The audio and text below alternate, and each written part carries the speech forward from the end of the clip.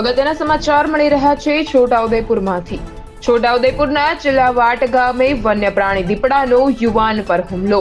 વહેલી સવારે જંગલમાં મહુડા વેણતા સમયે અચાનક ડુંગરીમાંથી દીપડાએ આવીને હુમલો કર્યો હતો।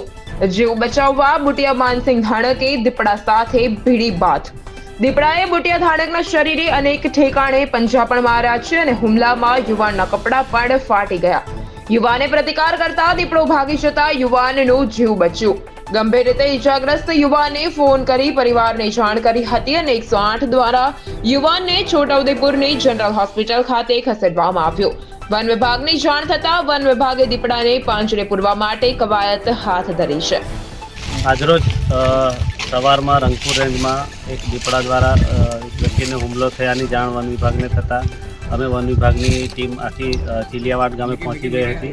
સદર દીપડાની બનાવના સ્થળે તપાસ કરતા દીપડો જંગલ વિસ્તારમાં જ હોય। જે ઇજાગ્રસ્ત વ્યક્તિ ગઈકાલે જે જંગલ વિસ્તારમાં દવ સળગાવ્યો હતો અને એ જંગલ વિસ્તાર સાફ થવાથી ત્યાંથી દરરોજનો રસ્તો હોય પસાર થતો હતો અને આજરોજ એ વ્યક્તિ દ્વારા ફરી દીપડાને રોકવાનો પ્રયાસ કરતા એના ઉપર હુમલો કરવામાં આવેલો છે।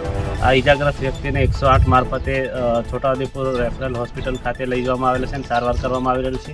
અમે દીપડાને પકડવા માટે તમામ પ્રયત્નો હાથ ધરવામાં આવેલા હતા, પણ જંગલ વિસ્તાર હોય એ પોતાનો રસ્તા ઉપર થી નીકળી જાય અને જંગલ વિસ્તારમાં પોતાના રહેઠાણ તરફ ભાગી ગયેલ છે। Rehan Patel, GTV news, Chhota Udepur.